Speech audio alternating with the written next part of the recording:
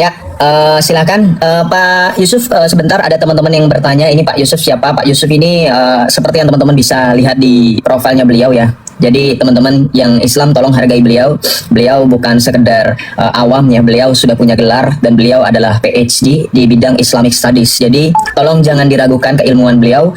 Tadi saya apresiasi kerendahan hati beliau bahwa beliau di sini untuk berdiskusi, bukan untuk menunjukkan paling benar. Nah, sekarang Pak Yusuf, saya mengingatkan juga kepada Pak Yusuf dan teman-teman, sekarang adalah sesi masuk ke dalam narasi yang disertai dengan argumen dan juga data yang valid. Data-datanya boleh dari sumber primer seperti kitab suci dan juga mungkin sumber eksternal lainnya yang mungkin memperkuat supaya diskusi kita enak, nyambung dan juga tertib. Silakan Pak Yusuf, diterima dulu undangannya. Baik, terima kasih Pak Yosef, dan terima kasih sudah menyebut nama dan gelar lengkap saya, tetapi cukup dalam diskusi ini panggil saya Yusuf begitu. Jadi Yusuf dan Yosef ya, kita adalah nama yang sama, menunjukkan bahwa kita menghormati ya Abraham itu sendiri, atau Nabi Ibrahim alaihissalam sendiri, pribadi yang suci, dan Yakub atau Israel itu sendiri menurut di sebelah. Secara eksplisit saya melihat bahwa dari pernyataan Anda, bagaimana mungkin suatu ajaran yang datang ratusan tahun kemudian mau meragukan akan penyaliban Yesus, ya, seolah-olah bahwa kesaksian Matius ya ayat 27 itu ya, dan beberapa ayat yang Anda kutip tadi, dia adalah sumber primer saksi mata dari penyaliban Yesus itu sendiri. Kok umat Islam yang datang dengan kitab ratusan tahun kemudian, bangsanya Arab juga ya, bukan Yahudi, mengatakan wa ma qataluhu wa ma salabuhu walakin syubbiha lahum. Dia tidak dibunuh, dia tidak disalib, tapi diserupakan dengannya. Itu bagaimana? Dan mereka tidak menyaksikan ya, seolah-olah bahwa sumber ataupun tuduhan Islam ini adalah sesuatu yang dipikirkan atau mengada-ngada. Sumber Anda sendiri bahwa Matius ya 27 dan beberapa ayat yang Anda kutip itu, ayat 157 ya, bahwa mereka tidak membunuhnya dan tidak menyalibkannya, dan mereka tidak yakin seperti itu, sehingga keyakinan kita dibangun bahwa kitab suci menjadi saksi bahwa Yesus disalib. Yang mengatakan itu Matius, tetapi Matius sendiri bukan hidup bersama Yesus. Dia 40 dan 60 tahun kemudian ya. Kita paham bahwa masyarakat pada saat itu ya, masyarakat Yahudi yang ada pada saat itu, yang melihat ya, ataupun yang mengalami kejadian itu, sebagian besar seperti masyarakat Arab ketika Muhammad datang masih ummi, masih buta huruf ya, sehingga literasi itu hampir tidak ada ya. Sama dengan kejadian-kejadian sejarah Napoleon pun kadang-kala ditulis nanti sudah peperangan ya. Tapi Anda ketika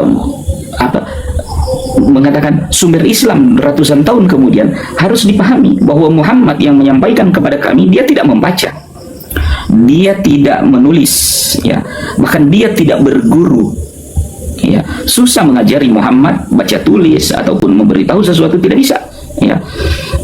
Ma yantiqu anil hawa in huwa illa wahyu yuha. Dia Muhammad itu tidak berkata-kata sesuai hawa nafsunya, tapi wahyu yang Allah turunkan kepadanya, sehingga sumber kami itu adalah sumber wahyu ya, seperti itu. Sehingga ini perbedaan ketika kita irisannya akan penyaliban tersebut. Dan kalau dengan membantah logika di 30 detik terakhir ini, Yesus tidak mungkin dia disalib dan dia berdoa kepada dirinya sendiri, Eli Eli sabaktakin, Tuhan Tuhan tolonglah saya. Kan dia Tuhan, kenapa dia menolongnya? Kenapa dia minta tolong? Ya, Anda katakan Tuhan berarti ada dua atau tiga, Anda tolak itu ya. Adakah orang mau menyiksa dirinya sendiri dan minta tolong pada dirinya sendiri? Bentar, belum muncul ya. Oke, silakan Pak, diterima. Ya, saya menghargai usaha Pak Yusuf. Terima kasih untuk membuktikan tentang siapa yang disalibkan, walaupun agak tidak sesuai dengan tema ya. Jadi Pak, saya harus ingatkan lagi, kita harus dengan kesesuaian tema. Baru nanti kita bahas. Kalau Bapak meragukan tentang penulisan Injil Matius, yang katanya ditulis 60 tahun kemudian, ya kita nanti akan benturkan dengan bagaimana Al-Quran. Apakah Al-Quran ditulis di zamannya Muhammad? Kan tidak. Al-Quran baru dituliskan setelah zamannya Muhammad, yaitu Utsman bin Affan. Itu pun sempat ada masalah. Salah satu masalahnya yang mungkin Pak Yusuf kenali atau recognize adalah ketika Utsman bin Affan berhadapan dengan Ibnu Mas'ud. Ya, Ibnu Mas'ud itu protes karena ketika Al-Quran mushaf-mushafnya ingin dikumpulkan, ternyata Ibnu Mas'ud protes bahwa tidak sesuai dengan apa yang dia baca selama ini. Jadi kita tidak bahas tentang tulisan.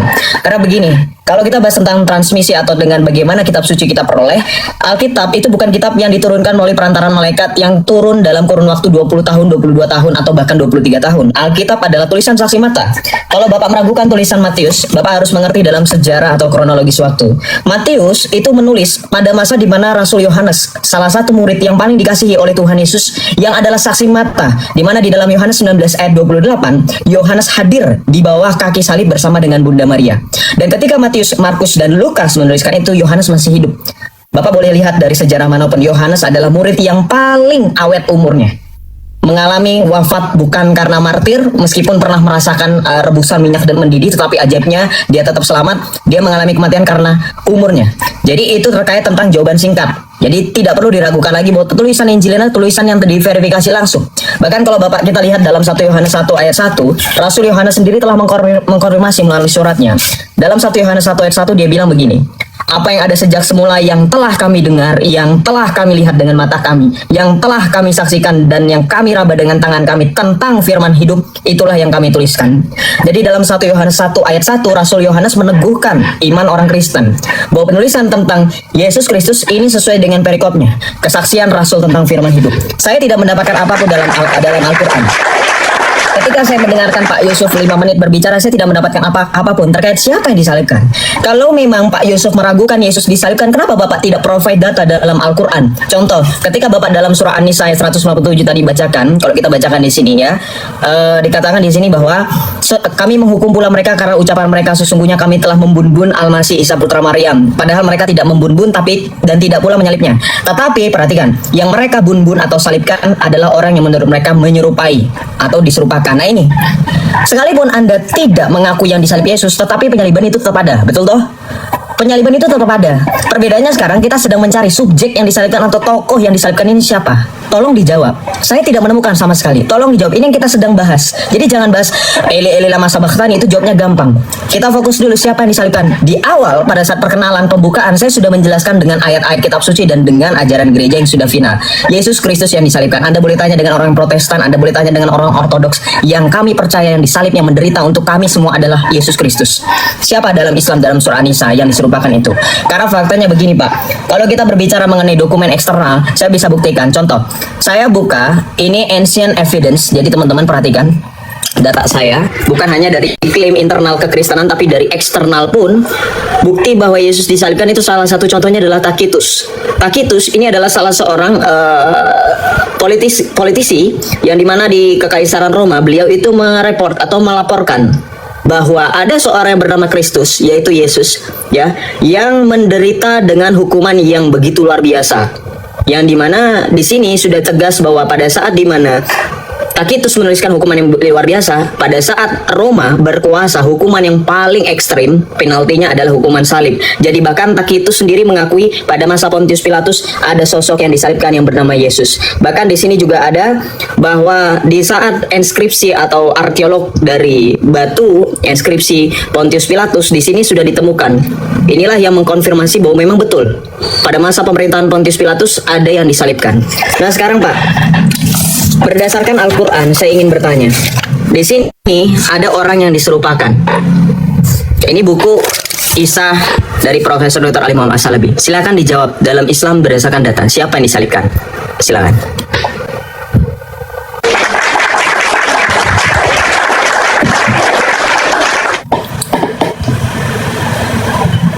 Ya, teman-teman bantu tetap layar ya.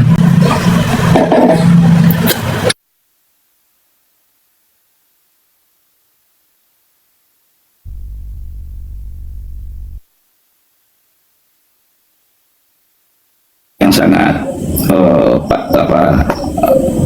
panjang dan luas, yang hampir saya itu yakin betul ya dengan apa yang Anda sampaikan, ya, bahwa seolah-olah Injil itu lebih kodifikasi dibandingkan Quran. Dan Anda tahu sendiri bahwa Quran turun bukan seperti 10 perintah Tuhan dalam bentuk yang tertulis seperti itu, tapi dia wahyu yang dihafalkan, ya, yang dihafalkan, karena memang hafalan mereka pada saat itu sangat kuat, dan itu lebih kuat dari catatan itu sendiri, karena tidak akan mungkin mengumpulkan 150.000 orang dalam satu hafalan yang akan seragam seperti itu, ya. Jelas ketika 150.000 sahabat Nabi yang hidup pada saat itu mereka menghafal Al-Quran yang sama, tidak ada perbedaan satu huruf satupun. Ini menunjukkan otentitas daripada Quran itu sendiri. Ya, memang di zaman Utsman bin Affan radhiyallahu anhu, kemudian karena mati banyaknya orang-orang penghafal Quran yang mati, kemudian mulai ditulis dan dibukukan, dan itu dibenarkan oleh semua orang yang menghafal Quran pada saat itu. Itulah mushaf al-iman yang disebutkan oleh yang otentik, ya, sebagaimana yang diajarkan oleh Nabi Shallallahu Alaihi Wasallam. Saya kembali kepada saksi mata penyaliban Yesus. Anda mengatakan bahwa itu Matius, bahkan Yohanes sendiri yang masih merupakan murid daripada Yesus. Akan tetapi sayang sekali kalau memang yang menulis saksi mata daripada Yesus disalib itu, ya, tadi saya sudah bilang bahwa Matius ditulis 40 tahun dan 60 tahun sesudah perginya Yesus, ya, dan ini menunjukkan bahwa dia bukanlah sumber yang primer.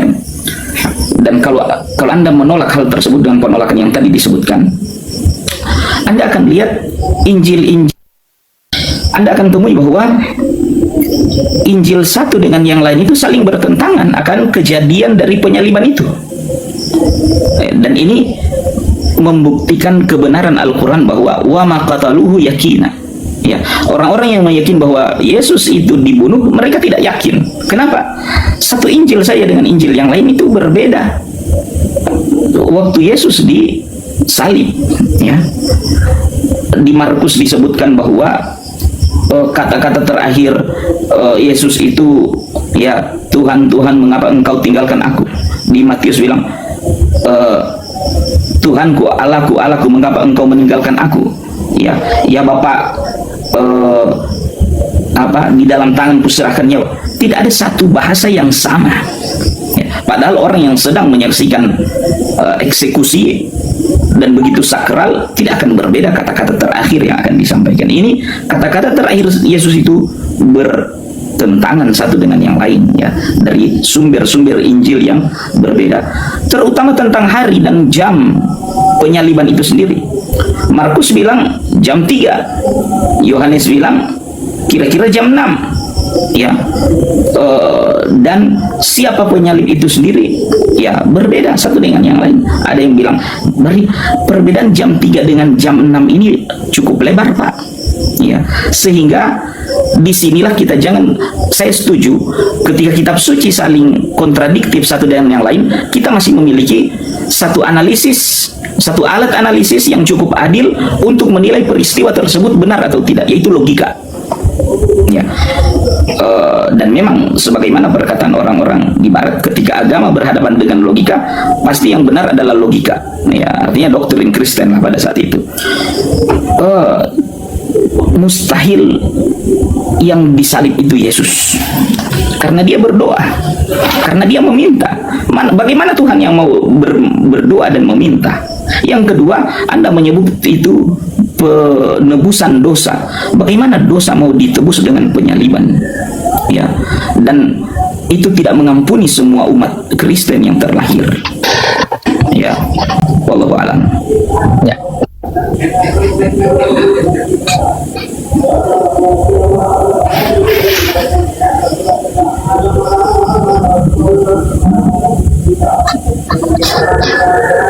Silakan diterima.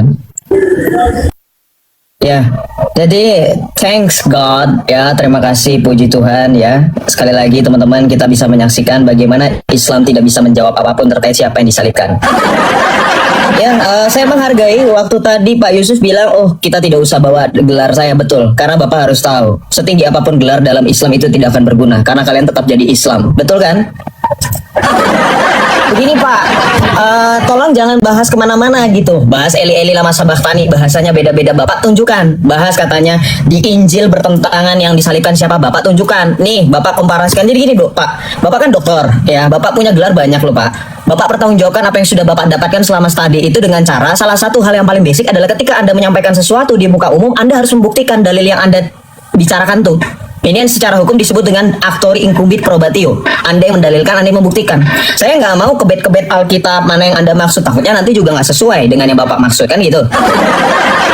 Ya, jadi tolong kembali diskusi kita fokus dan tertib kondusif supaya kita juga enak nontonnya, nyambung. Penonton nggak kecewa. Apalagi teman-teman Islam lo berharap banyak dengan Bapak dengan gelar yang luar biasa.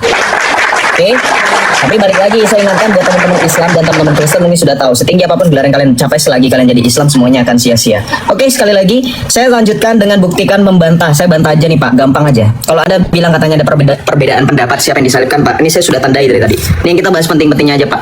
Di dalam Injil Markus Bapak bilang tadi beda. Pak lihat, Markus menulis Yesus itu mengalami kematian dan Yesus itu disalib. Nih, Yesus. Kemudian Matius mengatakan di dalam Matius 27 Yesus mengalami kematian. Ini Yesus ya. Dua Injil mengatakan Yesus, bukan Yudas, bukan Simon ya. Maksud saya ini untuk membuktikan Bapak ini punya asumsinya luar biasa liar sekali, mengatakan perbedaan tapi tidak menunjukkan di mana titik perbedaannya. Kemudian dalam Lukas pun Bapak ini menyebutkan Yesus yang mengalami kematian. Oke, nah terakhir kita buktikan apakah Yohanes sama dengan Matius, Markus, Lukas membuktikan Yesus itu mati. Yes, ternyata sama. Gimana Pak pertentangannya Pak? Sedangkan Bapak tidak menjawab siapa yang disalibkan. Tadi kan kita dengar ya teman-teman ya. Teman-teman yang di YouTube juga dengar kan. Bapak ini tadi bilang katanya sampai dengan detik ini orang-orang Kristen itu berbeda pendapat terkait siapa yang disalibkan. Pak, tolong dong Pak buktikan orang Kristen mana yang dimaksud dalam Al-Quran Bapak, di mana kita berselisih. Sesungguhnya mereka berselisih pendapat tentangnya. Dalam kurung pembunuhan Isa selalu dalam keraguan-raguan terhadapnya. Mereka benar-benar tidak mengetahui siapa yang sebenarnya dibun-bun. Nah Pak, saya membuktikan Al-Quran ini firman Allah bukan? Kalau Al-Quran firman Allah, dalam An-Nisa 157 ini di kalimat terakhir dikatakan mereka benar-benar tidak mengetahui. Mereka di sini kan orang Kristen kan, orang Yahudi dan orang Nasrani. Pertanyaan saya Pak, siapa orang Kristen yang nggak tahu siapa yang disalibkan? Justru sebaliknya, yang nggak tahu tentang siapa yang disalibkan itu Islam. Buktinya Bapak nggak jawab siapa yang disalibkan. Saya minta data di Al-Quran, di Alkitab jelas loh Pak. Di Alkitab jelas yang disalibkan adalah Yesus. 4 Injil tadi saya sudah buktikan. Yang disalibkan itu yang disalibkan dalam 4 Injil adalah Tuhan Yesus. Kemudian yang berikutnya Pak, saya membuktikan begini teman-teman. Dalam Islam, kalau Anda mengatakan, oh kami nggak dengan cara dituliskan, kami itu dihafal Pak. Bapak tadi sudah mengakui, penghafalan itu tidak dijaga. Buktinya pada saat perang Yamamah di tahun 633 melawan Nabi palsu Musailamah Al-Kadzab, itu setelah diperkirakan lebih dari 700 hingga 1200 orang sahabat penghafal Al-Quran gugur. Jadi kalau Bapak mau bahas ini, dan Bapak memang sudah jujur, sekarang pertanyaan saya, di mana firman Allah, dalil Allah, di mana Allah sendiri yang memastikan Al-Quran akan terjaga. Ternyata Allah jebol penjagaannya. Kalau bukan karena inisiasi Umar bin Khattab yang mengusulkan kepada Abu Bakar As-Siddiq untuk membuka Al-Quran dalam satu mushaf, apakah bisa terjaga Pak? Tolong nanti dijawab siapa yang disalibkan ya Pak. Jangan lari-lari kemana-mana. Kemudian begini Pak, lagi dan lagi, ketika berbicara mengenai mushaf Al-Quran, Bapak jangan bangga dulu. Dulu, sekali lagi, Al-Quran itu mushaf-mushafnya disamakan dengan cara apa? Membakar. Ya, membakar dengan cara apa? Perbuatan membakar mushaf Al-Quran itu bahkan juga pernah dilakukan oleh Utsman bin Affan ketika menjadi khalifah terdahulu. Pertanyaan saya Pak, ini bukan Muhammad, ini bukan Allah yang nyuruh. Di mana Allah menyuruh untuk membakar Al-Quran? Di mana Muhammad menyuruh untuk membakar Al-Quran? Tetapi kenapa Utsman mempunyai otoritas untuk membakar Al-Quran? Membakar mushaf-mushaf yang tidak sesuai. Apakah Utsman lebih Muhammad daripada Muhammad? Apakah Utsman lebih Allah daripada Allah sehingga tahu mana yang benar mana yang salah? Ya, nah sekarang pertanyaannya tolong dijawab siapa yang disalibkan. Itu aja dulu. Satu pertanyaan sudah 2 ronde tidak dijawab. Silakan. Yang kekeh untuk bertanya siapa yang disalibkan, ya kalau bukan Yesus, begitu kan? Dan Anda menginginkan umat Islam atau Islam menyebutkan kalau bukan Yesus berarti siapa yang disalibkan? Anda harus tahu bahwa di dalam Al-Quran penyebutan nama itu bukan sesuatu yang utama, tetapi kejadian ya dan apa yang dilakukan oleh sejarah itu yang dicatat. Sebagaimana Anda tidak akan mendapatkan di dalam Al-Quran istri daripada Adam. Ya, Bibel sendiri yang menyebutkan bahwa dia Hawa. Ya, demikian juga dengan anak-anak daripada Yakub ataupun anak-anak Israel. Ya, tidak disebutkan siapa anak-anaknya dan seterusnya. Sehingga di Quran memang kalau memang bukan Yesus yang disalibkan, siapa yang disalibkan? Ya. Wa ma qataluhu wa ma salabuhu walakin syubbiha lahum. Orang-orang itu tidak mensalibkan Yesus. Dia tidak membunuh Yesus. Ya. Dan itu sangat bertentangan ya dengan kesucian daripada agama itu sendiri. Tuhan Allah Subhanahu wa taala bagaimana mau menghinakan Rasulnya? Anda harus tahu bahwa Isa Al-Masih Yesus adalah utusan Tuhan menyampaikan agama. Dia tidak akan pernah menghinakan utusannya dengan cara penistaan-penistaan yang kalian yakini bahwa itu dilakukan terhadap Yesus. Ya, tidak mungkin ya Nabi Isa alaihissalam yang kita cintai itu akan ditelanjangi, tinggal bercawat seperti itu, digantung di tiang jemuran seperti itu. Minta maaf. Itu penistaan terhadap Nabi dan Rasul. Ya, Tuhan tidak akan menghinakan ya kekasihnya, utusannya dengan perlakuan-perlakuan seperti itu yang kalian yakini. Ya. Dan itu bertentangan. Kalian mengatakan bahwa penyaliban ini untuk menebus dosa-dosa manusia. Buktinya tidak ada seorang Kristen pun yang terlahir ke dunia telah diampuni dosa dengan penyaliban itu.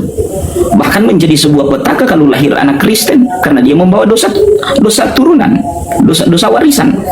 Kenapa dia masih membawa dosa warisan? Bukankah katanya sudah ditebus oleh Al-Masih, oleh Isa bin Maryam? Jadi dan itu logika yang dalam hukum ya sangat tertolak. Bagaimana mungkin kesalahan orang mau ditebus dengan menyembelih anaknya sendiri? Dan kontradiksi dalam Bible itu, kalian katakan bahwa Adam alaihissalam, Adam hanya karena memungut buah pohon khuldi, ya maka seluruh anak-anak Adam menanggung dosa turunan. Padahal memungut buah pohon itu bukan pohon orang. Siapa manusia sebelum Adam? Itu kan bukan pohon siapa-siapa. Adam tidak mencuri. Mereka ada di kebun, di hutan itu. Ya, jadi dosa apa yang dilakukan Adam? Memungut buah pohon yang sampai dosanya terwariskan sampai berketurunan. Tidak ada dosa perdata diwariskan. Sekarang Tuhan kalian anggap bahwa anaknya telah dibunuh, dia cuma lihat-lihat. Dia biarkan dipelorotin bajunya, celananya dan disalib seperti itu. Tidak. Ya, itu sebuah penghinaan kepada ya Rasul dan Nabi Allah Subhanahu wa taala. Sehingga kalau Anda baru bertanya, siapa yang disalibkan itu? Di Al-Qur'an tidak disebutkan. Nah, disinilah para penafsir Al-Qur'an menjawab siapa yang disalib itu. Ya, saya kembali kepada tafsiran Ibnu Katsir ya di dalam Al-Qurtubi mewakili kepada Abdullah bin Abbas itu sendiri ya. Dan Abdullah bin Abbas menyebutkan yang disalib itu adalah murid setia Yesus, murid setia Isa Al-Masih yang siap jadi martir. Jadi kejadian penyaliban itu tidak akan lama lagi diketahui oleh Isa Al-Masih, dan dia tanya seperti yang terjadi pada Muhammad SAW. Malam itu dia akan dibunuh oleh 100 orang Quraisy. Yang siap untuk menggantikan Muhammad di atas tempat tidurnya adalah Ali bin Abi Thalib radhiyallahu anhu. Makanya yang dibuat seperti itu demi ya artinya sebagai martir ya, sebagaimana yang dilakukan oleh Ali bin Abi Thalib radhiyallahu anhu di dalam Islam. Ya, jadi kalau Anda bertanya tentang namanya, itu pertanyaan yang baik. Ini sudah selesai, Pak, waktunya. Silakan. Oke. Oke, tolong diterima. Oke, teman-teman. Ready gak? Tadi sudah menyebutkan digantung di tiang jemuran. Wah, ini udah mau penistaan. Wah, jangan kejang-kejang ya, saya balikan ya. Oke, pertama Pak, Bapak tadi menyebutkan dosa waris, Pak. Tahu nggak Pak? Itu bukan nyolong kebun, Pak. Kita tidak pernah mengajarkan seperti yang diajarkan oleh Allah bahwa Allah mengeluarkan referendum bahwa semua nabi itu maksum, tidak mempunyai dosa, Pak. Ya, nggak ada. Adam itu dengan istrinya makan buah pengetahuan yang baik dan jahat. Kok jadi kayak Pak Yusuf ini jangan-jangan antek-anteknya iblis ini meyakinkan kita itu tidak berdosa. Betul nggak teman-teman? Kita kayak dejavu ya. Ya kan? Ular beludak pun mengingatkan pada Adam dan istrinya tidak akan berdosa, tidak akan mati. Kok sama kayak Bapak bilang itu tidak berdosa kan bukan buah nyolong buah orang. Nah, Bapak nggak usah ngomongin sama saya dengan dosa penebus dan seterusnya Pak. Bapak baca hadis. Menurut Muhammad dikatakan apa? Sahih Muslim 4969 nih Pak. Dikatakan apa? Rasulullah telah bersabda pada hari kiamat kelak Allah Ta'ala akan menyerahkan seorang Yahudi ataupun seorang Nasrani kepada setiap orang Muslim. Kemudian Allah akan berkata, inilah penebusmu dari siksa api neraka. Memang Allah tidak membiarkan nabinya, walaupun nanti kita bantah nabinya itu nggak pernah katanya dihina, dinista, nanti kita bantah itu. Tapi Allah ternyata nggak mampu mengampuni sampai-sampai Allah pakai gantinya orang Yahudi dan Nasrani. Lanjut, Bapak duluan sih, bukan saya ya, teman-teman tadi lihat ya dia duluan ya. Kemudian baca di sini ya, Bapak bilang katanya nggak membiarkan Isa dinistakan dengan cara disalib ditelanjangin. Nah itu nanti saya bantah juga narasi Bapak. Tapi Bapak saya bantah dulu di bagian benar nggak Allah tidak pernah menistakan nabinya Pak. Lihat di sini Pak, lebih ternista wafat di kayu salib dan menanggung derita untuk kita semua atau menanggung efek racun makanan di Khaybar Pak, seperti Muhammad.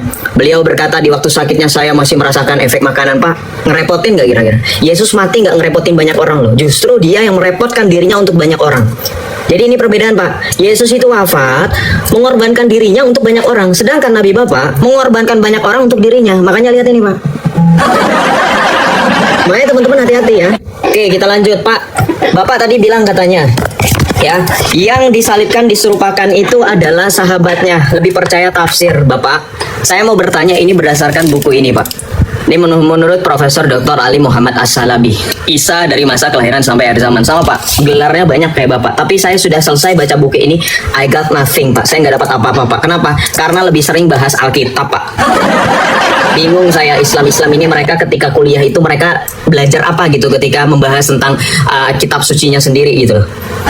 Lihat di sini Pak. Ini tafsir terkait tentang penyaliban Pak. Siapa di antara kalian yang bersedia dijadikan serupa denganku, maka ia akan menemaniku di surga. Lalu ada salah seorang pemuda dari Hawariyun yang bersedia menggantikannya. Ini saya pengen tanya Pak, tafsir-tafsir yang tadi Bapak kemukakan itu dapatnya dari mana Pak? Sedangkan di Al-Quran, kalau Bapak mau mengatakan di Al-Quran memang tidak tercatat siapa namanya karena itu tidak penting. Ya yang penting momennya Pak. Kalau begitu saya sarankan kepada Bapak ya, mungkin nanti Bapak bisa menyarankan kepada Majelis Ulama Indonesia atau mungkin Bapak konsili dengan sesama ulama Indonesia. Kita baca di sini, sesungguhnya kami menurunkan kitab suci berupa Al-Quran berbahasa Arab agar kamu mengerti. Nah ketika ditafsirkan harusnya makin mengerti, kok malah makin bingung Pak. Siapa yang disalibkan Pak? Nggak dijawab-jawab Pak. Itu fakta sejarah Pak, ini tema kita. Bapak kalau nggak bisa jawab harusnya jangan mengiyakan, namanya bundir. Ngerti nggak? Masalahnya Bapak mengiyakan, artinya saya pikir Bapak sudah tahu. Ini bikin penonton kecewa Pak, bikin Islam kecewa. Apalagi di dalam surah Hud ayat pertama dikatakan apa? Inilah kitab yang ayat-ayatnya telah disusun dengan rapi, kemudian dijelaskan secara terperinci dari sisi Allah yang maha bijaksana lagi maha teliti. Gak ada urusan sama kami orang Kristen Pak. Bapak mau curhat, iya memang di Al-Quran gak ada nama istrinya Adam, ya itu urusan lu. Kalian ya sendiri yang mengklaim kitab paling penyempurna, kitab penyempurna, tapi kalian tidak menyempurnakan apa-apa. Alkitab segini tebelnya kalian sempurnakan, harusnya yang ada di sini harusnya nggak hilang. Bapak mengerti nggak definisi sempurna? Kan Bapak dulu pernah kuliah. Definisi sempurna itu nggak perlu repot-repot Bapak pikirkan. Menurut KBBI sempurna itu tidak ada cacat, tidak ada celah. Kalau Al-Quran sempurna, kenapa ketika Alkitab ada nama yang disalibkan, ada nama istri Adam, kenapa Al-Quran tidak ada? Sedangkan di sini diklaim oleh Allah, Allah menurunkan Al-Quran secara rapi dan dijelaskan secara terperinci. Sekali lagi, dari debat kita, dari diskusi kita dengan saya bantahan, saya tidak mendapatkan jawaban siapa yang disalibkan menurut Islam. Bapak jawab dulu fokus, baru Bapak lari ke yang lain. Silakan.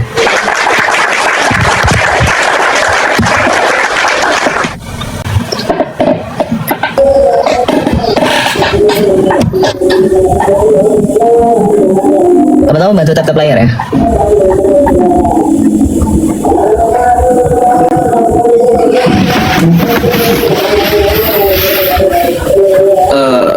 Anda terjebak untuk mau bertanya siapa yang disalibkan kalau bukan Isa Al-Masih. Seharusnya dengan jawaban bahwa bukan Yesus yang disalibkan, Anda tahu bahwa itulah yang dilihat oleh kaum muslimin. Dia tidak disalib, dia tidak dibunuh. Dan kita kembali kepada logika ya. Bagaimana Yesus mau dibunuh ya mau disalib, padahal dia adalah utusan Allah Subhanahu wa taala, ya. Kalau dengan logika Kristen, ya, ngapain Tuhan mau mengajari ataupun mengampuni manusia harus berubah jadi manusia dulu? Kalau Anda sebagai pelatih anjing untuk jadi anjing, ya, kalau Anda jadi pelatih anjing, mengajari anjing, tidak perlu Anda jadi anjing. Anda tetap jadi manusia, tapi manusia pelatih. Anda sebagai guru TK mau mengajari anak TK, tidak perlu Anda berubah jadi anak TK, tetap guru orang dewasa. Tuhan kalau mau mengajari manusia kasih, mau mengajari manusia tentang cinta dan ampunan, tidak perlu Tuhan turun dalam bentuk manusia dan bikin drama seperti itu, disalib dan seterusnya. Makanya itu kemustahilan. Anda dibawa ke dalam sebuah narasi, ya, untuk menerima bahwa Yesus sebagai Tuhan ataupun Yesus sebagai jelmaan Tuhan. Padahal yang menjelma itu cuma iblis, cuma setan, cuma jin. Tuhan tidak menjelma. Ini aneh kan, Tuhan kalian ini menjelma jadi manusia. Kalau menjelma jadi siluman kan itu dedemit dan seterusnya. Tuhan tidak menjelma. Makanya Tuhan itu bahasanya dipahami dengan apa? Dengan mengirim Rasul, dengan mengirim utusan. Termasuk Muhammad SAW adalah utusan. Yesus itu sendiri utusan. Dia bukan Tuhan. Tuhan tidak perlu menjelma menjadi manusia untuk mengajari manusia. Itu Anda seperti mau mengatakan bahwa pelatih anjing harus jadi anjing dulu untuk menjadikan anjing. Ya. Dan kami menghargai ketika kalian katakan bahwa itu Yesus yang disalib dan seterusnya. Sama dengan kalian juga harus tahu ketika kaum muslimin meyakini bahwa yang disalib itu bukan Yesus, tapi murid setia Yesus. Ya, itu pun kalian tidak perlu tanya siapa namanya. Referensi kalian mengatakan bahwa yang disalib itu adalah Yudas, adalah Iskariot, adalah pengkhianat dan seterusnya. Ya, semua pengikut Nabi dan Rasul itu orang setia. Yang mendampingi Musa itu orang setia, ya, Harun, ya, dan Aaron, ya. Yang pendamping Nabi dan Rasul itu orang-orang setia. Maka tidak mungkin orang setia berkhianat. Sebagaimana pengikut Musa tidak ada yang berkhianat kepada Musa, pengikut Muhammad tidak ada yang menikam dan berkhianat kepada Muhammad. Demikian juga pengikut Isa mustahil ada orang yang berkhianat, ya, membocorkan rahasia, apalagi 12 muridnya yang tersayang, ya. Kalian telah menuduh Yudas Iskariot sebagai pengkhianat, padahal dia adalah sebagai martir, ya, martir yang mempersembahkan hidupnya untuk melindungi, ya, kekasih Tuhan yang merupakan panutannya. Di dalam Islam itu terjadi. Ali bin Abi Thalib radhiyallahu anhu itu pasang badan, ya, untuk melindungi siapa yang jadi junjungan, yaitu Muhammad sallallahu alaihi wasallam. Makanya di dalam Islam pun Muhammad sallallahu alaihi wasallam itu berkata kepada Ali, "Wahai Ali, engkau akan diberi cobaan seperti yang dicoba kepada Isa bin Maryam, kepada Yesus." Apa itu? Suatu saat orang akan mempertuhankan dirimu. Dan memang belakangan muncul satu faksi di antara tubuh umat Islam yang kini mempertuhankan Ali, seperti orang-orang yang kini mempertuhankan Yesus. Sekali lagi, Yesus bukan Tuhan, ya. Ngapain Tuhan main drama untuk mengampuni manusia? Harus dulu berubah jadi manusia dan pura-pura ditelanjangi, dicawatin seperti itu, diperlihatkan, dimalu-maluin. Tuhan itu maha, ya, maha kuat. Mana mungkin memperlihatkan kelemahan, disakiti. Bagaimana Anda mau berdoa kepada seseorang yang kepada dirinya sendiri dia tidak mampu membela diri dan seterusnya? Ini yang seharusnya mengguncang keimanan orang-orang Nasrani, ya, berdoa kepada yang lemah. Ya teman-teman, bantu tap-tap layar ya. Terima kasih, bantu share-share ya teman-teman ya. 1.500 orang, tap-tap layarnya dikencangkan ya. Oke, kita lanjut. Terima kasih Pak Yusuf sekali lagi. Sudah ronde ketiga, saya tidak menemukan. Walaupun tadi jawabannya samar-samar sudah mengarah ke Yudas Iskariot. Wow, luar biasa. Sampai-sampai beliau ini mengatakan Yudas Iskariot itu martir, mempersembahkan. Wow, ini lagi pekerjaan si jahat. Kita tahu dalam Alkitab, para saksi mata, para rasul mengatakan Yudas Iskariot adalah murid yang berkhianat. Di dalam Alkitab, bahkan perjanjian lama loh Pak Yusuf, itu dikatakan muridnya sendiri yang akan mengangkat kaki kepada Yesus yang berkhianat. Perjanjian lama bahkan menubuatkan pengkhianatan itu, tetapi Islam menganggap Yudas justru superhero. Wow, kaget loh saya. Terima kasih Pak Dokter, terima kasih Pak Yusuf. Kemudian tadi bilang katanya nggak perlu buat-buat drama menghapus dosa ditelanjangin Pak Ustadz. Sudahlah dengan narasi-narasi seperti itu, Pak Ustadz nggak tahu malu ya. Ketika Pak Ustadz berkunjung ke rumah Allah pun Pak Ustadz nggak mengenakan pakaian sehelai pun, hanya mengenakan kain ihram, betul nggak? Masa saya nanti bilang kayak gini nanti saya dilaporkan, ya kan? Kamu pun nanti Bapak, kita semua nanti kalau menurut Islam ya Pak, menurut Islam kita dimakamkan cuma pakai kain kafan, betul nggak? Nggak ada pakai cawet, nggak apa, lebih malu nggak Pak? Bahkan kalau saya mau ngomong terus terang karena saya murtadin, ketika Anda dikumpulkan di padang mahsyar pun nggak pakai pakaian, terus apa malunya Pak? Anda ini harusnya belajar loh ketaatan dan kerendahan hati Yesus. Yesus yang membiarkan dirinya ditanggalkan pakaiannya untuk menyebutkan bahwa manusia itu akan kembali menjadi debu, tidak membawa apa-apa. Justru Islam yang tegar tengkuk sombong seperti Anda mengatakan sangat terhina. Sejak kapan manusia lahir tidak mengenakan baju Anda katakan hina? Apakah cucu Anda, apakah anak Anda itu ketika oe-oe lahir dari rahim istri atau menantu Anda katakan wah hina ini anak nggak pakai pakaian gitu? Saya bingung, Anda dokter PhD ini lulusan Islam ini dapat pelajaran itu dari mana ya? Saking Anda tidak bisa berlogika dengan sederhana, bahkan dalam keimanan pun kemanusiaan Anda tertutupi dengan kebencian. Akuilah Yesus itu satu-satunya role model yang menunjukkan kesederhanaan.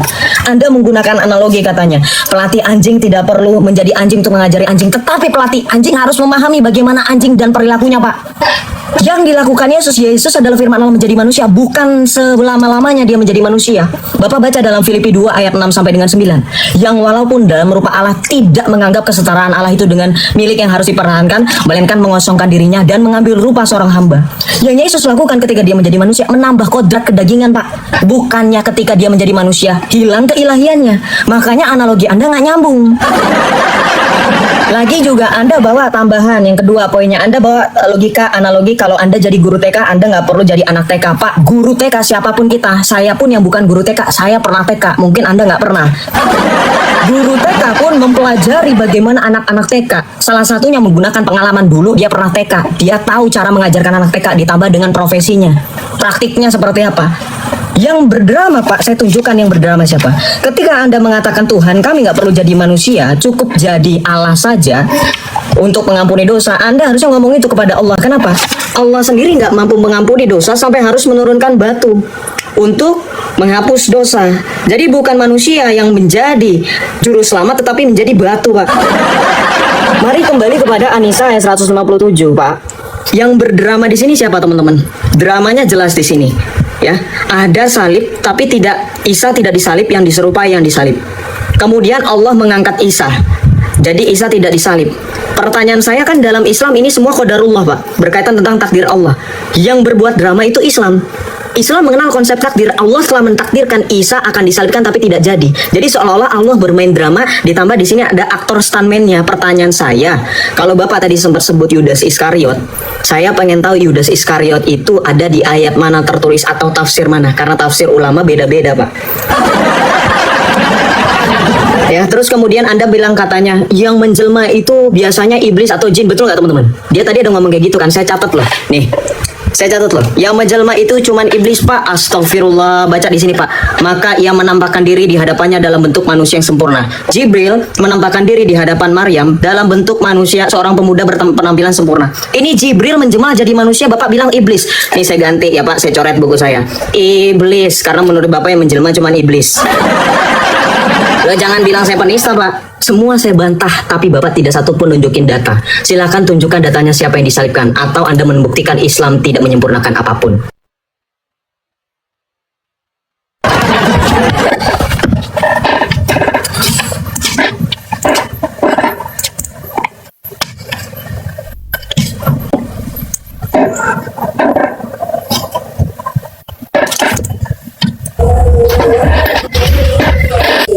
Kalau umat Islam melaksanakan haji hanya dengan 2 helai pakaian, ya, tanpa dalaman, kemudian juga dibangkitkan di hari kiamat dan memang tidak memakai baju dalam keadaan, ya, tidak juga memakai sandal, itu karena kita hamba, karena makhluk.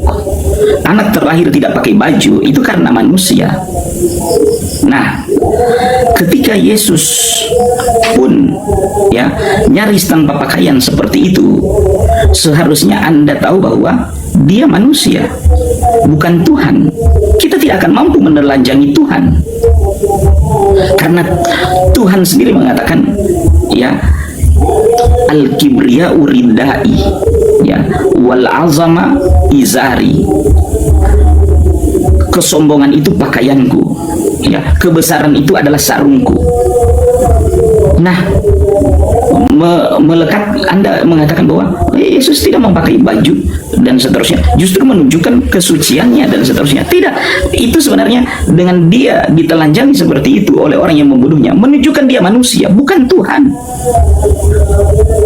Bagaimana Anda mau berdoa kepada Tuhan yang lemah? Iya, makanya dia bukan Tuhan. Yang ditelanjangi juga itu bukan Tuhan. Yang digantung di salib itu juga bukan Tuhan. Dia manusia biasa. Bukan juga Tuhan yang menjelma menjadi manusia. Karena yang menjelma itu makhluk. Kau harus paham situ. Yang menjelma makhluk. Benar, Jibril menjelma karena Jibril makhluk, bukan Tuhan. Ya, mana mungkin Tuhan menjelma? Ya, yang menjelma itu sifat-sifat dari makhluk. Nah, Anda sekarang menjawab keyakinan Anda sendiri bahwa Yesus adalah jelmaan dari Tuhan. Yang menjelma adalah makhluk. Berarti Yesus bukan Tuhan. Ya, dan Tuhan yang kalian sembah, yang menjelma itu bukan Tuhan. Ini yang harus Anda pahami ya, tentang penyaliban Yesus ini ya.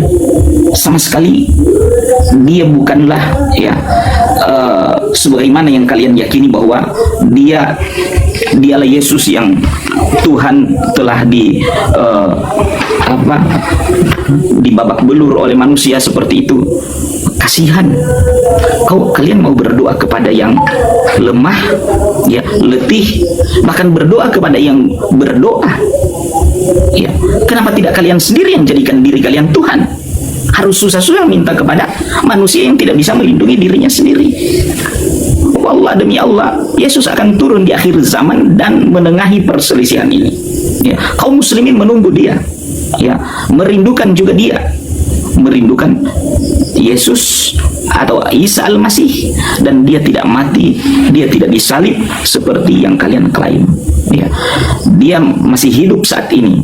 Ya, dan di akhir zaman nanti dia akan turun mematahkan salib, membunuh babi, bahkan menghapus denda-denda dosa warisan.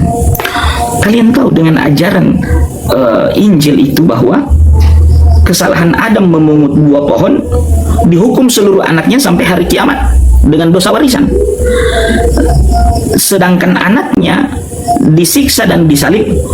Ya, Tuhannya cuma diam dan dia bilang biar saja, itu untuk menebus dosa manusia. Tuhan bagaimana yang sedang kalian sembah ini, yang mempersoalkan masalah perdata dan dia diam terhadap dosa pidana? Lebih besar dosa orang menyiksa anak Tuhan seperti yang kalian klaim, atau memungut buah pohon seperti itu? Dan ini menunjukkan bahwa ya, yang kalian sembah dan kalian jadikan Tuhan itu bukan Tuhan, dia manusia. Ya, Yesus bukan jelmaan. Ya, Tuhan itu berbeda dari makhluk, ya, dari ciptaan. Dan oleh karenanya kita kembali ke sini, ya, ke titik temu. Ya, Tuhan hanya satu, pencipta alam semesta. Dia tidak menjelma seperti Jibril tadi, bahkan seperti setan yang menjelma. Tidak, Tuhan tidak akan menjelma. Tuhan, ya, makhluk. Dan ini dua entitas yang berbeda.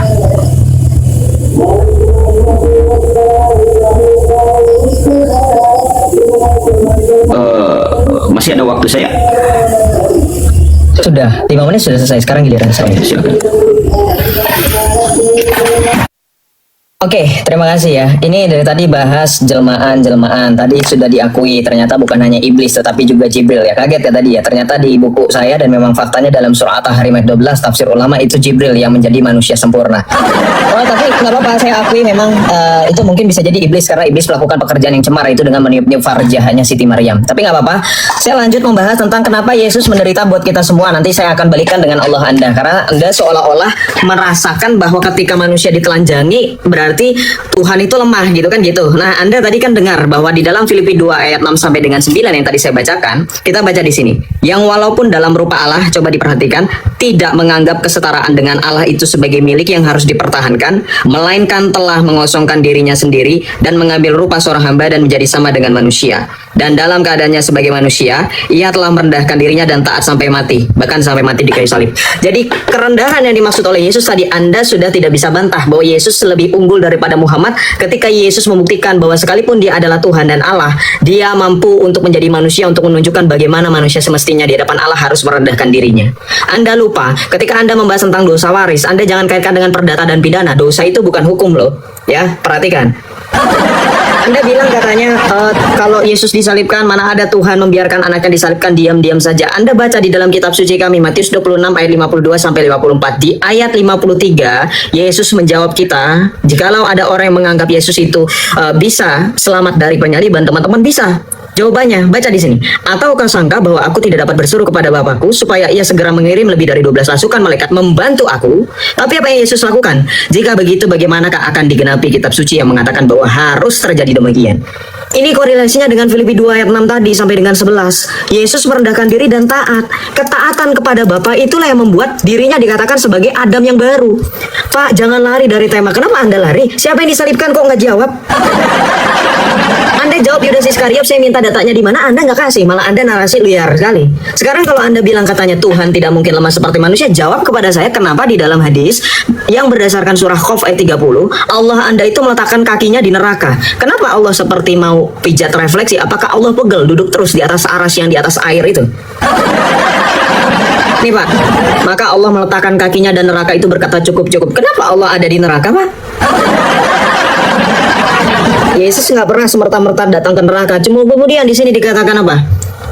Dikatakan bahwa Allahmu itu juga mempunyai betis. Kalau Allah tidak serupa dengan manusia, kenapa di sini Tuhan kita akan menyingkapkan betisnya sehingga bersujud kepadanya semua laki-laki dan wanita beriman? Bapak kan Ahlus Sunnah, Bapak Sunni. Saya sudah counter sekarang detik ini juga, Bapak jangan takwil hadis-hadis ini. Kenapa? Di sini sudah dijelaskan oleh ulama.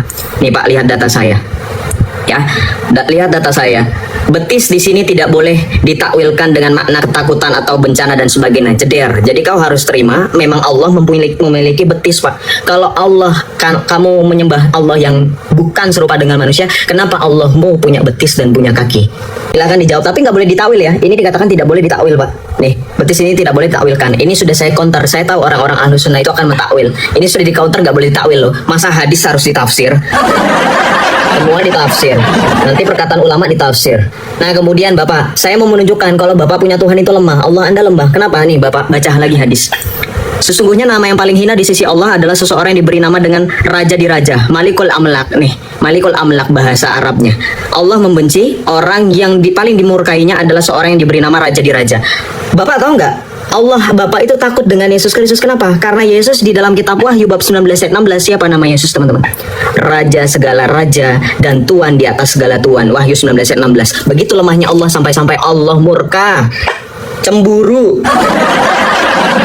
Kemudian Bapak bilang Tuhan kami lemah. Masa sih Pak? Kita baca dalam Wahyu 1 ayat 17 sampai 18 Pak.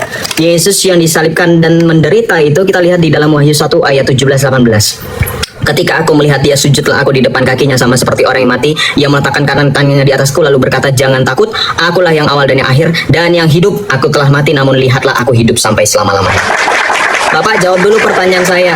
Siapa yang disalibkan dan mana datanya? Silakan, dari tadi tidak terjawab. Tuh, Pak ini.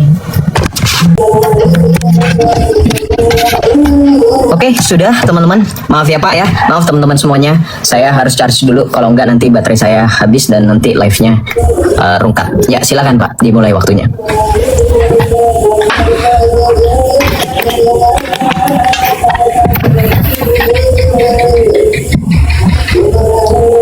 Baik, sepertinya Anda tersudut dengan ketika kita sampaikan bahwa apa yang Anda bertuhan itu lemah.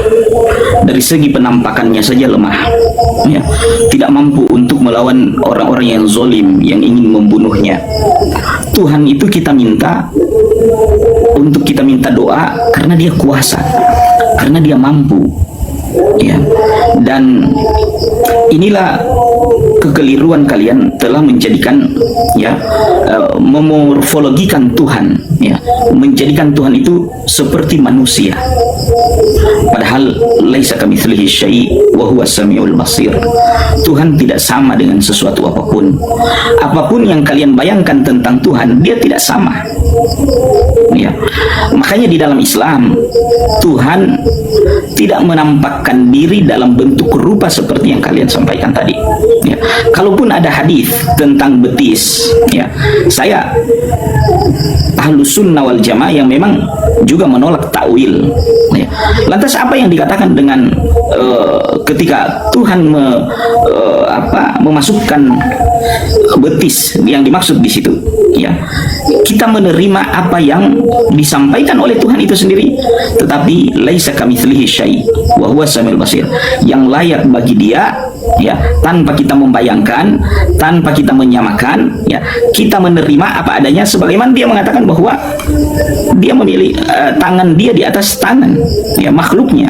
Jadi menerima tetapi ya tidak menyerupakan, ya, tidak memorfologikan, tidak menjadikan Tuhan itu seperti manusia. Kesalahan Nasrani ini adalah menjadikan Tuhan itu seperti manusia, ya, dan mereka mengklaim bahwa dia manusia.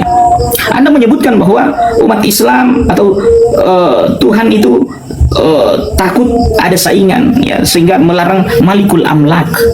Anda tahu bahwa pelarangan nama raja di raja itu, ya, adalah pelarangan agar seorang muslim tidak sombong, ya, karena raja di raja, karena Tuhan Malikul Amlak itu hanya Allah Subhanahu wa taala.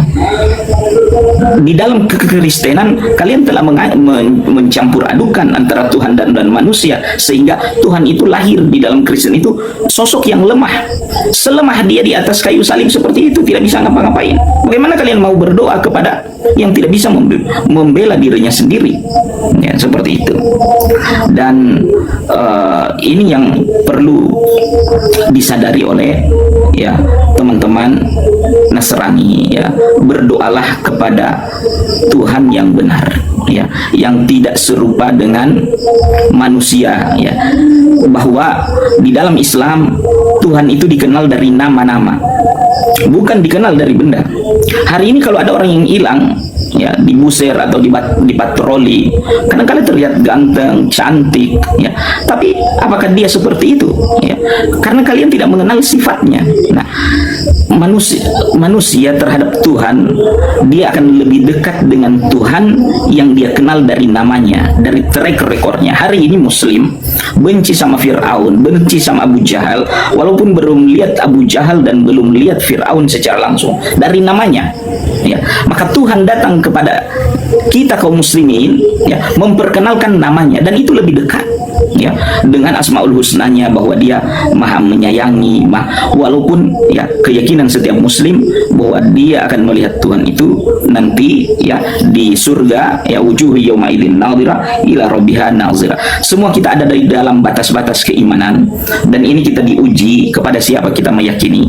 Kita meyakini berdoa kepada Tuhan yang tidak beranak, Tuhan yang tidak menjelma, ya, Tuhan, ya, yang maha kuasa, ya, Tuhan yang tidak main drama, itu Tuhan, ya, pencipta langit dan bumi, ya, satu-satunya yang menurunkan para nabi, para rasul, ya, dan tidaklah Yesus kecuali dia seperti nabi dan rasul, ya, yang Yesus dan siapa Anda, Yosef, itu sama-sama manusia, sama-sama kita adalah hamba ciptaan Tuhan yang kepadanya kita mengabdi. Ini lebih nyaman, ya, daripada kita meminta kepada manusia atau sesama makhluk Tuhan. Wallahu a'lam. Oke. Teman-teman bantu tap layar, ya, di share, dikencangkan tap layarnya. Di bawah pojok layar bawah itu ada tombol share, teman-teman share. Kita diskusi dengan seorang yang mempunyai banyak gelar, jadi kita harap jawabannya mungkin bisa membantu kita semua. Ya, kita masih berharap-harap gini karena waktunya masih panjang. Oke, baik. Sepertinya beliau sudah lari dari tema, jadi tidak menjawab siapa yang disalibkan ya. Jadi ya udah nggak apa-apa, saya ngalah, saya ikutin Bapak Yusuf ini. Nah, mau bahas konsep ketuhanan, monggo, ayo saya gas. Dari tadi saya bahas konsep ketuhanan kan, beliau malah kemana-mana, tetap lari-lari juga. Nih, enggak apa-apa. Yang penting 1.700 orang ditambah penonton YouTube yang mungkin totalnya bisa 2.000 orang bisa menyimak bagaimana kualitas orang Islam termasuk Bapak yang diharapkan mempunyai banyak gelar ini bisa menjawab, ternyata podo wae. Ya, jadi teman-teman Islam yang selalu menyarankan saya, Joseph, diskusinya jangan sama yang awam. Nih sama aja kan, saya kayak diskusi sama yang awam. Oke, nggak apa-apa, saya ikutin konsep ketuhanan. Ya udah, konsep ketuhanan begini. Bapak bilang nggak mau menyembah Tuhan yang lemah, oke. Terus kenapa Tuhan Bapak hanya turun di sepertiga malam langit dunia?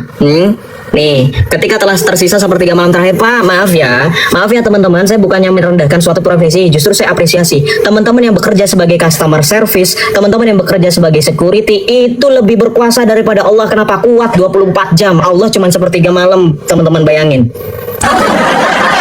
Lemah banget. Kenapa Allah hanya turun di setiap malam ke langit dunia ketika telah tersisa sepertiga malam terakhir, Pak? Kenapa, Pak? Ada apa, Pak? Teman-teman kita yang kerjaannya customer service melayani keluhan komplain 24 jam loh, Pak. Betul nggak teman-teman? Yang setuju tap-tap layar. Kenapa Bapak Tuhannya mau turun ke dunia? Karena dengan adanya sholat tahajud, katanya doa paling mujarab di sepertiga malam itu karena Allah di langit dunia. Kemungkinan Allah jadi makin dengar. Pantes aja kalian teriak-teriak 5 kali sehari. Terus, bayangin Pak, ini saya dari tadi pakai data, Bapak nggak pakai data tapi nggak apa-apa. Kemudian Bapak, lihat di surah Hud ayat 7. Saya setuju dengan ayat yang Bapak bunyikan tadi, laisa kamislihi syai'un wa huwas samiul basir. Tidak ada yang serupa dan setara dengan Allah. Tapi Pak, di surah Hud ayat 7 dikatakan bahwa dialah yang telah menciptakan langit dan bumi dalam 6 masa serta sebelum itu arasnya di atas air. Teman-teman perhatikan, Allah punya singgasana atau aras di atas air. Ingat ya, arasnya di atas air. Nah, saya tampilkan data, ternyata di atas air itu nggak cuma ada Allah. Kita lihat di dalam hadis dari Jabir radhiyallahu an, ia berkata, Rasulullah bersabda, sesungguhnya iblis meletakkan singgasananya di atas air kemudian mengutus pasukannya. Bujung buneng, ternyata satu kompleks sama iblis, Pak. Bagi-bagi kapling ya, Pak ya? Iya, Bapak nggak mau berdoa kepada Tuhan yang lemah yaitu Yesus Kristus karena menurut Bapak, Tuhan Bapak itu kuatnya setara dengan kekuatan iblis. Makanya seperti itu. Ini bantah pakai data ya, Pak. Ternyata iblis meletakkan singgasananya di atas air, kemudian Allah juga meletakkan aras atau singgasananya itu juga di atas air. Nih, arasnya di atas air, Pak. Bantah pakai data ya. Saya dari tadi capek bolak-balik pakai data nunjukin ayat, tapi nggak apa-apa. Saya menghormati Bapak. Kemudian Bapak bilang tadi katanya bahwa sahabat Nabi tidak pernah berkhianat, betul nggak teman-teman? Tadi 2 ronde sebelumnya ini belum saya bahas. Saya mah setiap Bapak ngomong saya catat loh, Pak. Jadi semua saya bantah. Nah, nih dia tadi sempat ngomong kan, pengikut Muhammad gak ada yang berkhianat, nggak kayak Yesus, betul ya? Betul nggak teman-teman? Kena lagi. Baca di sini, ya. Cucu Nabi Muhammad, ya, Husain. 10 Muharram yang orang Syiah itu Husain itu dibunuh sama siapa, Pak? Dibun-bun sama siapa? Yazid itu siapa, Pak? Khalifah mana, Pak? Bani Umayyah. Pengikut Muhammad atau pengikut Yesus, Pak, ini, Pak? Katanya pengikut Muhammad gak pernah berkhianat. Loh, ini cucu Nabi, Bapak lupa sejarah. Waduh, parah ini. MUI ini harus mungkin mengkoreksi ini gelar Bapak ini dapat Islamic Studies ini dari mana ini? Ya. Coba tolong Bapak bantah data dengan data ya. Saya itu memiliki data ketika Yesus itu menjadi manusia. Tadi kan saya sudah bacakan ayatnya dalam Matius 26 ayat 54, Pak. Yesus itu bisa saja, Pak. Nih. Atau kau sangka bahwa aku tidak dapat bersuruh kepada Bapakku supaya ia segera mengirim lebih dari 12 pasukan malaikat membantu aku, Pak. Yesus itu bisa mendatangkan 12 pasukan malaikat untuk menghindari dari penyaliban. Teman-teman lihat ini konteksnya pada saat Yesus ditangkap di Taman Getsemani. Tapi Yesus milih apa? Yesus milih taat. Jika begitu, bagaimanakah akan dikenal? Jadi dari mana kelemahan kalau Anda sedang melihat bagaimana orang itu gentleman, nggak kayak Isa lari, Pak? Isa mau lari loh. Tahu nggak Isa lari dengan cara apa? Digeser atap plafon rumahnya, kemudian baru Isa terangkat ke langit. Itu tafsirnya, nanti saya bukakan di buku ini. Waktunya nggak cukup. Silakan Bapak bantah.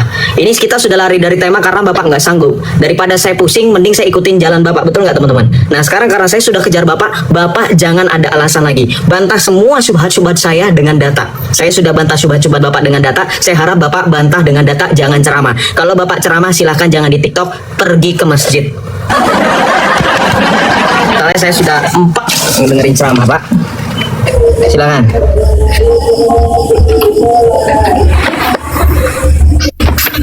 Ya, kita sudah sepakat bahwa diskusi ini sampai jam 11. Mungkin kalau lewat 10 atau apa, sesudah ini saya beri kesempatan. Closingan aja Pak. Kalau begitu closingan aja. Kesimpulan aja kalau begitu. Kesimpulannya bahwa peluklah agama yang benar, yang mengampuni, bukan agama yang membebani Anda dengan dosa. Masuk Kristen itu tiba-tiba memikul dosa warisan.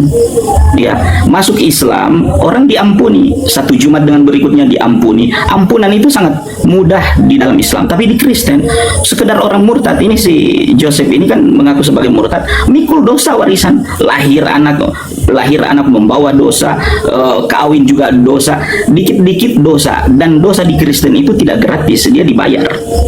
Ya, maka beragamalah yang benar, ya, yang pengampunan begitu mudah. Di tengah malam Anda, di sepertiga malam Allah Subhanahu wa taala turun ke langit dunia untuk meminta ampun. Orang mengatakan tanggung, kenapa cuma sepertiga langit dunia? Kita bukan yang mengatur Tuhan, Tuhan yang mengatur dirinya sendiri. Makanya kita beriman, ya. Jadi Joseph, ya, peluklah agama yang benar, ya, yang minta ampunnya tidak perlu sogok-sogok pendeta di dalam ruang rahasia dan seterusnya. Anda, ya, tidak merasakan bagaimana nikmatnya menjadi seorang muslim, menjadi seorang yang mu'alaf, ya, masuk Islamnya saja diampuni. Ada seorang yang bertanya kepada pendeta, ya, bagaimana cara saya menjadi orang Nasrani? Kau tidak akan jadi seorang Nasrani kecuali Anda mengaku sebagai orang yang penuh dosa. Ulah, dosa bagaimana? Saya kan tidak pernah berjudi, berzina, berbuat salah, ngutang sama orang. Kenapa saya harus mengaku salah? Dia bilang, ya, karena agama Nasrani itu dibangun di atas keyakinan bahwa dia memiliki dosa warisan. Ya, dosa warisan siapa? Warisannya Adam alaihissalam. Lah, bapak saya sendiri punya utang, kenapa saya harus bayar? Ini Nabi Adam yang punya dosa, kenapa saya cucunya mendapat? Dia bilang, memang seperti itu. Seluruh Nasrani yakin bahwa setiap mereka punya dosa warisan, dan dosa ini harus ditebus oleh setiap orang yang lahir. Ya, bayangkan agama yang menyuruh orang harus merasa berdosa, ya, padahal dia orang baik-baik. Ya, jadi Islam ini agama yang akan mengampuni. Ya, orang bertaubat, orang beristighfar kapanpun, tidak perlu melalui perantaran pendeta, minta seperpuluhan, minta buah sulung dan seterusnya. Jadi peluk agama yang benar seperti itu. Ya, memang saya lagi ceramah, dan dari awal pertanyaan ini Joseph ini bahwa, ya, siapa yang disalib kalau bukan Yesus? Ya, Anda tidak perlu bertanya siapa, ya, tanya di kitab Anda sendiri, ya, dan bahwasanya di dalam Al-Quran sudah disebutkan bahwa, ya, yang disalib itu bukan Yesus, ya, walakin syubbihalahum, yang dimiripkan dengannya, yang kita yakini bahwa dia adalah pengikut setianya yang membela tuannya, ya, seperti itu. Maka sembahlah Tuhan yang benar, ya, mudah-mudahan Allah Subhanahu wa taala memberi hidayah kepada kita sekalian, agama yang mengampuni, bukan agama yang membuat bingung, ya. Sembahlah Tuhan yang benar, bukan Tuhan yang menjelma menjadi manusia, Tuhan yang berada di atas petala langit sana, di atas arsy, yang tidak perlu kalian menghujat. Semakin kalian menghujat, semakin goyah akidah dan ibadah kalian, semakin goyah keimanan kalian, ya. Dan ini bukan asumsi saya sendiri, ya, bahwa orang-orang Nasrani sekarang, ya, begitu berat menanggung dosa yang tidak mereka buat. Kasihan sekali ini, ya. Adam alaihissalam, ya, yang mereka tuduh sebagai orang yang berdosa, kenapa diwariskan kepada keturunannya? Kenapa Tuhan kalian begitu kejam? Sementara ketika melihat anaknya digebukin, ya, dia cuma diam-diam aja, ya, dan bermain drama, ya. Oleh karenanya kembalilah kepada agama yang menenteramkan. Insya Allah Allah Ta'ala mengampuni kita sekalian. Memang tidak akan puas, ya, tapi kita berdiri di batas kita masing-masing. Saya mungkin ini close statement saya, bagi siapa yang merasa benar dan seterusnya, agama itu keyakinan, ya, bukan menang-menangan seperti apa yang Anda inginkan. Tanya ke dalam hati masing-masing siapa apa yang kita yakini. Wallahu ta'ala alam.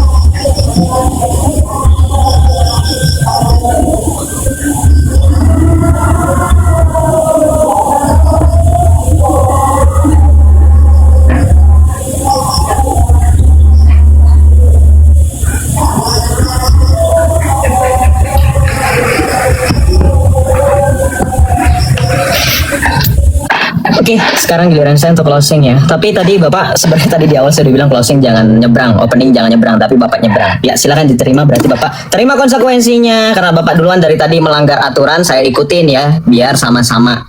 Ya, oke, karena Bapaknya nyebrang, saya juga nyebrang, boleh dong. Dari tadi di framing katanya, orang Kristen itu tugasnya berat, semoga Joseph ini yang katanya ngaku murtadin kembali jadi Islam, jadi mu'alaf, katanya ogah, Pak. Di dalam Yesus, nanti saya bukakan ayatnya, kita semua setelah dimenangkan, tidak lagi hidup dalam dosa, tetapi dalam Islam nih Pak. Nih, dari tadi Bapak nggak ada bantah data saya sama sekali. Nih, Nabi mengatakan, demi zat yang diriku berada di tangannya, jika kalian tidak berbuat dosa, Allah akan hilangkan kalian dan Allah akan datangkan kaum lain yang berdosa. Saya ludahin, kenapa? Allah yang maha rahim, maha kasih tidak mau menginginkan umatnya berdosa. Siapa yang keji? Siapa yang berdrama? Jawab sendiri Bapak. Ini data saya. Hah? Kenapa Anda meyakini saya dengan kita di sini tidak cari kemenangan? Iya, karena Islam tidak memenangkan apapun, karena faktanya dalam Alkitab 1 Yohanes 5 ayat 4 sampai dengan 5. Kita baca. Puji syukur saya menjadi pengikut Kristus dan meninggalkan ajaran Islam karena tadi kalau nggak berdosa Allah hilangkan saya. Tapi Yesus datang ke dunia justru untuk melenyapkan dosa. Maka di sini katakan apa? Sebab semua yang lahir dari Allah mengalahkan dunia, dan inilah kemenangan yang mengalahkan dunia, yaitu iman kita. Memang Islam tidak akan menang karena yang menang adalah iman kita akan Yesus Kristus.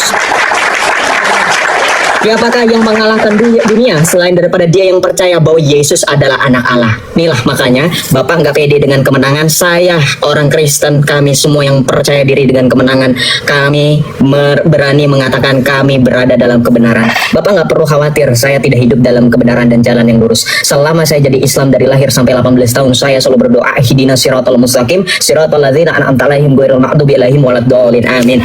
Apa? Saya berdoa tiap hari apa 5 kali sehari. Ya Allah, tunjukkanlah kepada kami jalan yang lurus, yaitu jalan yang Kau ridhoi, dan seterusnya. Dan ternyata Yesus telah menjawab jalan yang lurus dan jalan yang diridhoi oleh Tuhan Allah itu adalah Yohanes 14:6. Yesus Kristus sendiri yang mengatakan, akulah jalan dan kebenaran dan hidup. Tidak seorang pun yang datang kepada Bapa kalau tidak melalui aku. Bukan Muhammad, bukan Adam, bukan Ibrahim, tetapi hanya Yesus satu-satunya jalan kepada Bapa. Anda mengatakan terkait tentang dosa waris, sudah saya bantah. Dari kesimpulannya terkait tentang tema kita, ingat tema kita berkaitan dengan apa? Tema kita berkaitan tentang siapakah yang disalib. Tapi Anda tidak membuktikan tentang siapa yang disalib. Maka saya izinkan dalam 2,5 menit terakhir dengan kesimpulan dari sisi saya, kami orang Kristen tidak lagi bingung terkait tentang siapa yang disalibkan. Terbukti siapapun Islam tidak ada yang dapat menggoyahkan iman kami. Di sini banyak berkumpul saudara-saudari kita dari komunitas gerejawi Protestan, dari teman-teman kita Ortodoks, dari kami yang orang Katolik. Meskipun kami mempunyai perbedaan, tetapi satu keyakinan yang sama, Yesus Kristus adalah putra Allah yang disalibkan. Mana bukti dalam narasi dan dalam Al-Quran surah An-Nisa 157 terkait siapa yang bertentangan dan berselisih pendapat tentang siapa yang disalibkan? Buktinya yang berselisih pendapat tentang siapa yang disalibkan adalah Islam. Kainama mengatakan yang disalibkan adalah Yehohanan. Menachem Ali yang mengatakan yang disalibkan mungkin saja Yudas. Ustadz Adi Hidayat mengatakan bisa jadi Yudas. Ustadz Abdul Somad mengatakan Yudas. Semua ustadz dan ulamamu bertentangan. Sekarang siapa faktanya yang berselisih pendapat kalau bukan kalian sendiri sesama Islam? Siapa yang berdrama? Siapa yang lempar batu sembunyi tangan menyalahkan kami terkait tentang penyaliban, padahal sepanjang sejarah tidak pernah. Bahkan Pak Yusuf, kalau Anda belajar sejarah gereja, sekte-sekte sesat seperti Arius, Nestorian, Sabellius dan seterusnya tidak pernah menyangkali bahwa Yesus itu disalibkan. Pandangan mereka yang berbeda hanya terkait pribadi Yesus. Tidak pernah meragukan siapa yang disalib. Tetapi Islam lebih buruk daripada ajaran-ajaran sesat yang tadi saya sebutkan. Kita belum bahas semua buku-buku saya sudah saya tampilkan, tapi saya merasa Anda lawan yang tidak sepadan meskipun dengan gelar yang begitu banyak, karena Anda sama sekali tidak membawa data melainkan hanya ceramah. Betul, Anda hanya mampu berceramah karena dalam Islam logika itu akan berbenturan dengan iman. Di awal tadi Anda bilang kalau berbicara agama logika pasti tidak akan nyambung. Tidak untuk kekristenan. Di kekristenan kami punya yang adalah moto Fides Quaerens Intellectum, iman yang mencari pemahaman berdasarkan firman Tuhan. Kasihilah Tuhan Allahmu dengan segenap hati, dengan segenap pikiran, dan dengan segenap akal budi. Orang Kristen mengasihi Allah bukan hanya dengan hati saja, tetapi dengan pikiran dan akal budi kami.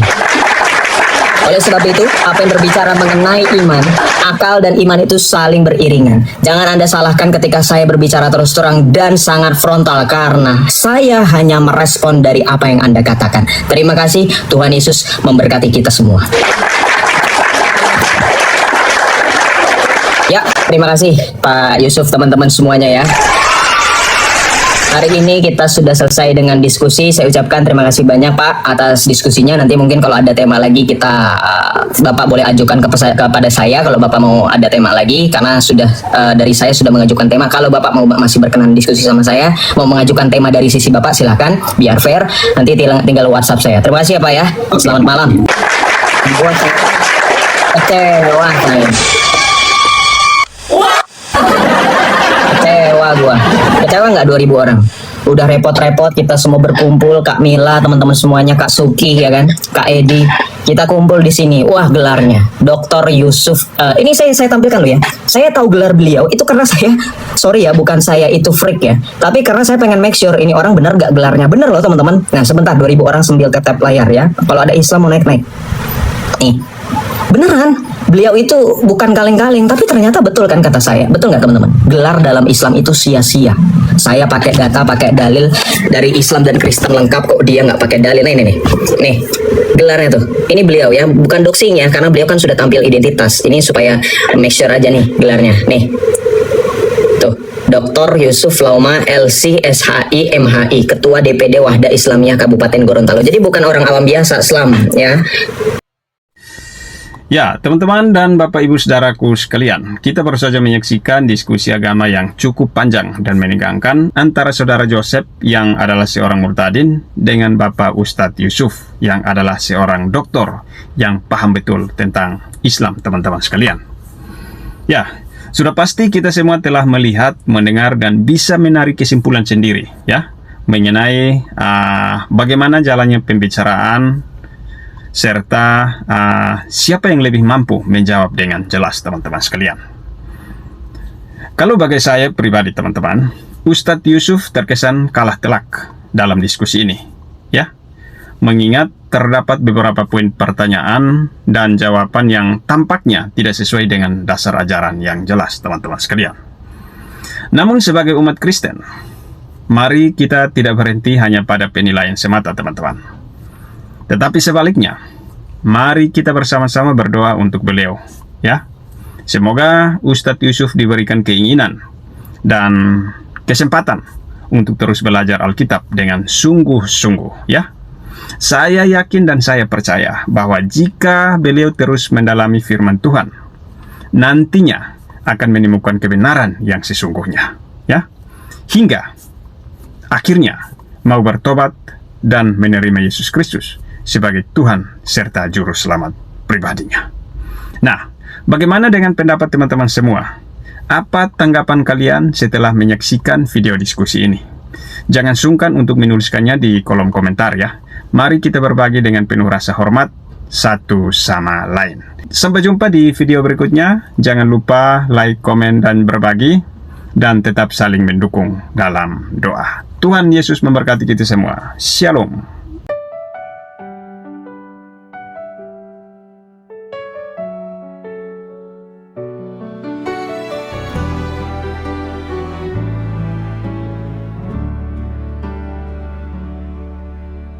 Hatiku tenang karena ada Yesus, damai-Mu meliputi seluruh diri.